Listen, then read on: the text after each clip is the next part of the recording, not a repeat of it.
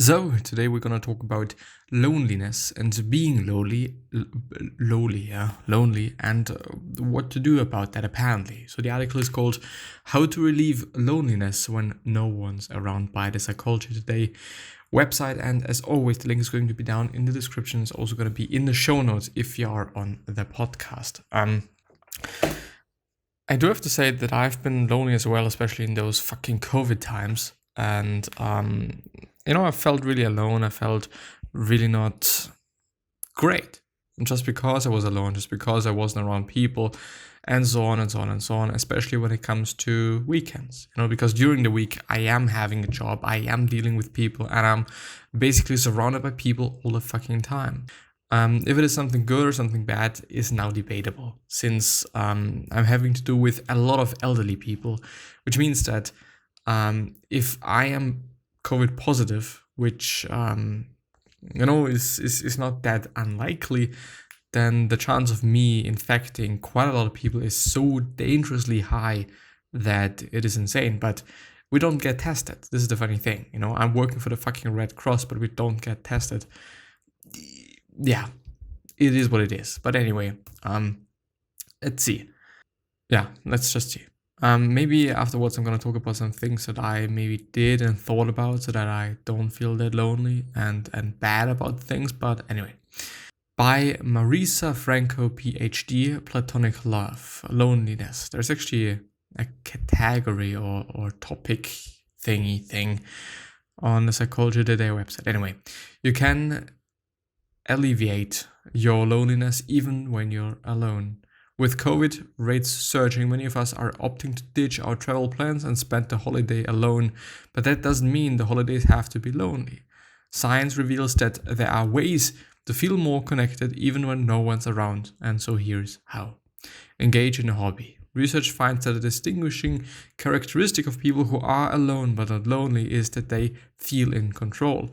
It's not that they are without friends, it is that they choose to be alone. Other research finds that people who spend time alone of their own volition experience less loneliness and higher well-being. These studies suggest that when we can relate to our time alone was an offering, then it's less likely to sting like loneliness. Yeah.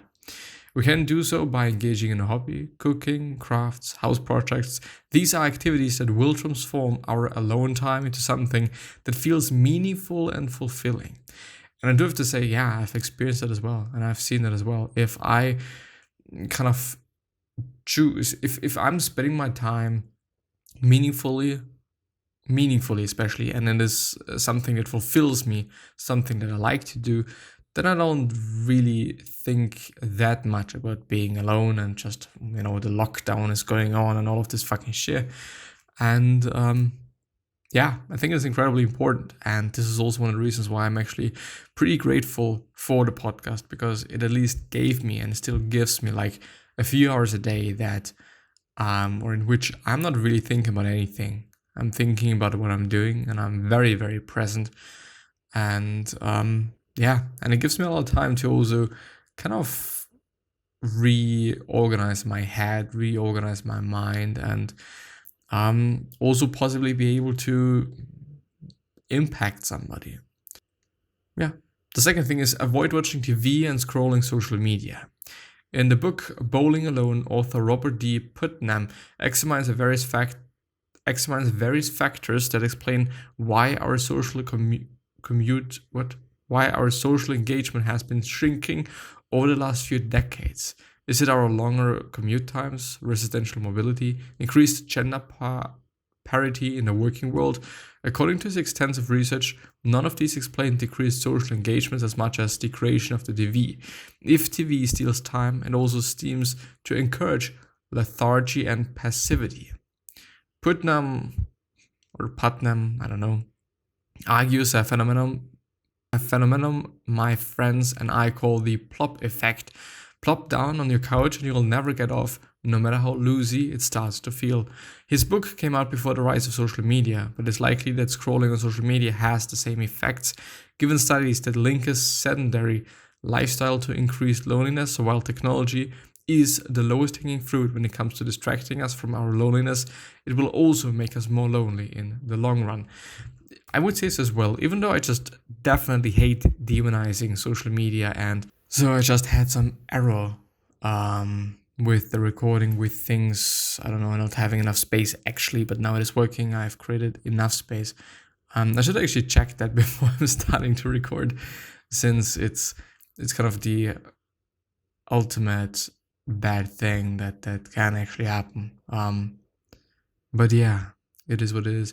What I wanted to say is, or started to say is, that I don't like demonizing social media nor technology, since it gave us so much and so many possibilities and opportunities. And I don't know, blaming it for it making us lonely and stuff like that is... It is actually a very strange thing to do, since we are in control anyway, you know? It's not like they are making us doing something, you know?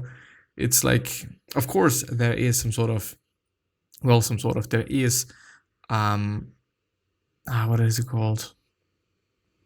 You know, being, I don't know the word. You know, if you can't live without it, you know, if it is so existential and so essential for your life, that you can't get rid of it, that you're actually very, very in need of it, quite, you know, as you can also be in need of alcohol and drugs in general and whatnot. But I don't know, like, we just still choose to be on social media and so on. So we could just not do it, you know, we could just not engage in it. We could just not, yeah, you know, it's like, yeah, fine. Anyway, get outside and meet fucking people. This is my advice, especially after fucking COVID. Do that, you know, especially when you're like not having that many friends. If you feel like that you're lonely in general, then I think it definitely makes sense to just, you know, go into a bar and meet new fucking people, doing something, being something, you know, being on holiday, for example, alone, like in some country, in some place you haven't been at, and then just, I don't know, trying to meet people, and or going to some, I don't know, joining some group, joining some club, joining some whatever, you know, joining people that are passionate about the same things that you're passionate about. I don't know. Look for the beauty in everyday things. In one intervention, people were told to go on an walk for 50 minutes a day, during which they spend their time noticing everyday beauty, like the vibrant colors of the fall leaves or the breeze against their face. At the end of the intervention, this group felt more socially connected than a control group of walkers. Other research finds links between gratitude and loneliness, suggesting that if we look for things to be thankful for or relish the beauties of life, we'll feel more connected even when we are alone. And the fourth and last one is practice loving kindness meditation. Loving kindness meditation involves us meditating on the love we have for those around us, and has been found to increase feelings of social connection, even when only done for a few minutes. My favorite loving kindness video is here. This research reveals that loneliness isn't just determined by whether we are in another's presence, but also by the internal feelings of connectedness we cultivate even when alone. Note, this article is cross-posted on my friendship blog. Okay, amazing. I do actually have to say, the last point pretty much struck me, since it is just something that I've experienced. And it is something that I found and thought, like, this is very interesting. If I think about hoping for other people being okay and being healthy and negative in terms of COVID, and also their families and their friends and just all of these things, I feel really good about myself. I feel really tremendously good about myself. And there is not a lot of loneliness that I'm thinking about. There's not actually, in general, there's not a lot of negative shit that I'm thinking about then. If I think about what I can also give to people, like, what can I do? And today, actually, you know, I sat in the is it called ambulance car? I don't know. But I sat there and I thought, well, I'm actually very, very looking forward to recording today because I feel like this energy inside of me. I feel like this energy inside of me to put out something that's hopefully helping somebody and is hopefully doing something to somebody, because it is actually something that I like so much. It is, to really be honest, it is one of the, just in retrospect, it is one of the best things that I had in my relationship, just being able to care for somebody. I like caring for other people, and I just really like caring for people that I absolutely love. And I don't know, thinking about protecting them, thinking about just doing a favor for them and all of these things, like, I feel really fucking amazing about that then. As strange as it might sound, but it really is the case. It really is the case. Thinking about other people and what you can do for them, and maybe then just, also doing it, really makes me feel good. And I don't necessarily believe that it is only the case for me. So yeah, maybe just try it out. Maybe try it out and see what you can do with that. I think it is actually a pretty amazing article on loneliness, and maybe it's just also showing me that I don't necessarily have to read that many things. I don't necessarily have to search for articles to present to you, but maybe some things that I'm experiencing and being able to put these things into words and then showing them to other people might also help. I don't know. Of course, I'm just somebody. That is recording something. And therefore, are people going to listen to me? Not really, probably. Are they going to listen to an article that is published on an official page that is featured in various other magazines and whatnot, and is even a magazine? Yeah, I think so. Anyway, I think that I've also seen on Reddit something pretty much interesting. People will utter certain words for the sole purpose of hurting you, which I, by the way, am not that of a believer in, since I just don't believe in the negative part of people in general. I believe in people being good. Of course, there are bad people, this is just non-negotiable. It is what it is. But when I'm meeting people, when I'm just interacting with people, I never ever quite think of something negative they might be just doing to me at this point in time, that they are manipulating me, that they're just using me for whatever. I don't think about that shit. I just don't think about it. And I kind of feel like that, which by the way is something that I've learned yesterday, which is very interesting. Yesterday, I'm listening to Dan Harris' podcast with Tim Ferriss on the Tim Ferriss Show, talking about meditation and what meditation really is, because I have been meditating for, I think, 2 to 3 years now. And in retrospect and thinking about it, and yesterday it actually kind of showed me that it probably is one of the best things that I've started besides the podcast. Since meditation can give you the ability to have a look at your feelings and thoughts and whatnot in a third perspective or from a distance. And I really believe that it is something that really changed me in terms of, okay, there's a lot of shit happening, but there is not that much shit, outside shit, that can really fuck with me. There's not that much. Of course, there's certain things that are having something to do with things that are internally inside of myself that I'm not happy with, and I have also realized today I should work on and I have to work on. But it's pretty interesting. And they also were talking about the fact that meditating is focusing on something and then noticing if you don't focus on it anymore. And this is quite, as they said, a rep. If you notice, okay, I'm not concentrating on my breath anymore, I'm getting back to it, this is 1 rep.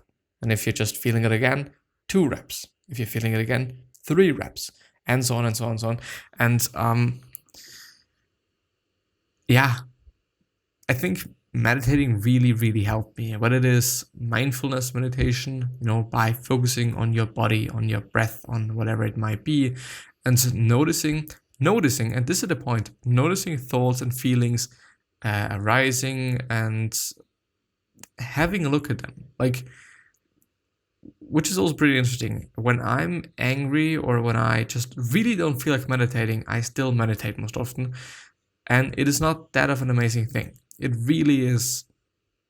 It can sometimes be quite exhausting, but well, not in the sense of, okay, physically, but it's like pretty mentally straining to then try to get into the space of not thinking about that, but focusing on something different. And this is kind of the trick. Like, you're focusing on something else and viewing your feelings and thoughts in the third perspective, or just from a distance. Yeah, so I don't know. I think in retrospect it really helped me. I can't really tell you how much. It's just some thoughts and some.